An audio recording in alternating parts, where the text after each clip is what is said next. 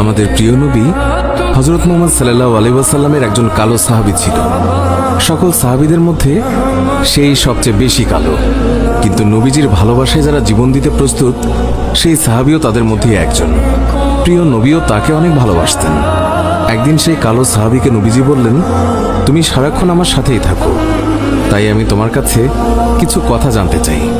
তখন সাহাবী নবীজির কাছে মাথা নিচু করে বলল, হুজুর, আমার জান হাজির আপনার জন্য, আপনি শুধু বলুন কি জানতে চান। তখন নবীজি বলল, তোমার বিয়ের সময় হয়েছে, তুমি কি প্রস্তুত? কালো সাহাবী মাথা নেড়ে বলল, হুজুর, আমি এত কালো, আমার কাছে কে মেয়ে দেবে? নবীজি বলল, তুমি বিয়ে করবে কিনা বলো, তোমার জন্য আমি মেয়ে দেখব। এই কথা শুনে কালো সাহাবী খুশিতে কেঁদে ফেলল আর বলল, হুজুর, আপনি আমার জন্য মেয়ে দেখবেন, আমার কাছে এর থেকে বড় পাওয়ার কি হতে পারে? তখন নবীজি একটি পত্র লিখলেন আর তা কালো সাহাবীর হাতে দিয়ে বললেন, এই পত্রটি নগরীর বড় বাড়িতে গিয়ে উত্তর জেনে তারপর আমার কাছে আসবে। কিন্তু কালো সাহাবী জানে না এর ভেতরে কি লেখা ছিল। নবীজির কথা অনুযায়ী পত্রখানি নিয়ে নগরীর বড় বাড়ির মালিকের হাতে দিল। নবীজির কথা শুনে তাড়াতাড়ি পত্রটি খুলে ফেলল মালিক।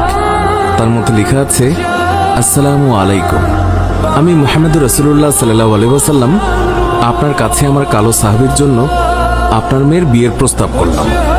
আশা করছি আপনি প্রস্তাব গ্রহণ করবেন এবং আপনার সুন্দরী মেয়ের সাথে আমার কালো সাহাবীর বিয়ে দেবেন।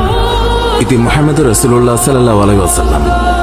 বড় বাড়ির মালিক নবীজির কথা শুনে কেঁদে ফেলল।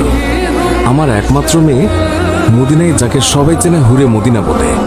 কিতাবে আছে মেয়েটি এতই সুন্দর যার জন্য মদিনার সবাই তাকে হুরে মদিনা বলে ডাকত।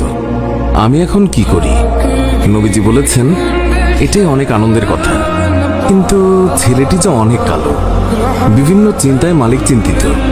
কালো সাহাবী বলল, নবীজি কি লিখেছেন? আমাকে বলেছে উত্তর নিয়ে যেতে। মালিক বললেন, নবীজি বলেছেন তোমার সাথে আমার মেয়েকে বিয়ে দেওয়ার জন্য। তখন মালিক সাহাবীকে বললেন, বাবা, তুমি এখন যাও, নবীজিকে গিয়ে বলবে আমার মেয়ের সাথে পরামর্শ করে উত্তর পাঠিয়ে দেব। তখন নবীজির কালো সাহাবী মন খারাপ করে ফিরে যাচ্ছিল। এমন সময় ওই মেয়েটি দৌড়ে এসে তার বাবাকে বলল, বাবা, দেখলাম একটি লোক হাসি মুখে আসলো, কিন্তু যাবার সময় মন খারাপ করে চলে যাচ্ছে, এর কারণ কি? বাবা মেয়ের কাছে সব খুলে বলল। কথাটি শুনে মেয়েটি খুশিতে আত্মহারা হয়ে বলল, বাবা কি বলছেন? নবীজি পত্র লিখেছেন আমার বিয়ের জন্য, আর আপনি ফিরিয়ে নবীজি পত্র লিখেছেন। এতে মনে হয় মদিনার সবচেয়ে সৌভাগ্যবতী মেয়ে আমি। মেয়ের মুখে এই কথা শুনে বাবা আলহামদুলিল্লাহ বলে ওই সাহাবীকে ফিরিয়ে নিয়ে আসলো। বলল, তুমি যে আমার মেয়েকে বিয়ে করবে, দেনমোহর হিসেবে কি দেবে? তখন কালো সাহাবী বলল, আমার কাছে নবীজির ভালোবাসা ছাড়া আর কিচ্ছু নেই।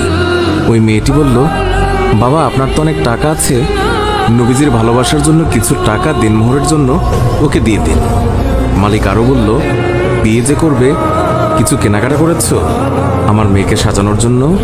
কালো সাহাবীর উত্তর, আমার কাছে কোনো টাকা নেই। ওই মেয়েটি আবারও বলল, নবীজির ভালোবাসার জন্য বিয়ের কেনাকাটার জন্য ওই লোকটিকে কিছু টাকা দিয়ে দিন।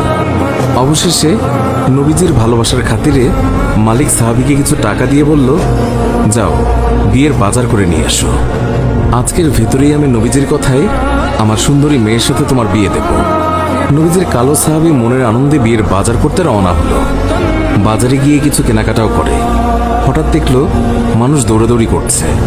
কালো সাহাবী বলল, কি হলো, সবাই এমন দৌড়াচ্ছে কেন? দোকানের মালিক বলল, তুমি যাই কিনবে তা পরে এসে কিনো। আমাদের সম্পদ মুসলিম বিশ্বের হযরত মুহাম্মদ সাল্লাল্লাহু আলাইহি ওয়াসাল্লামকে শত্রুরা আক্রমণ করেছে। এই বলে দোকান বন্ধ করে চলে গেল। কালো সাহাবী অন্য দোকানে গিয়ে বিয়ের বাজারের টাকা দিয়ে একটি তরবারি কিনল। হঠাৎ আবার মনে হলো সেই মদিনার সুন্দরী মেয়ে তার জন্য অপেক্ষা করছে। তখন নিজেকে বোঝালো, যেই নবী না হলে আমি হতাম না, এই দুনিয়া হতো না, সেই নবীর চেয়ে সুন্দরী মেয়ে আমার কাছে বড় হয় কিভাবে? এই বলে নবীজির কালো সাহাবী তলোয়ারটি নিয়ে যুদ্ধের ময়দানে চলে গেল। কিতাবে আছে ওই যুদ্ধে নবীজির ৭০ জন সাহাবী শহীদ হয়েছিলেন, তার মধ্যে কালো সাহাবীও একজন। নবীজি অশ্রুসিক্ত হয়ে বলল, আমার আদরের সাহাবীদের রক্তমাখা অবস্থায় দাফন করে দাও। কিয়ামতের ময়দানে আমি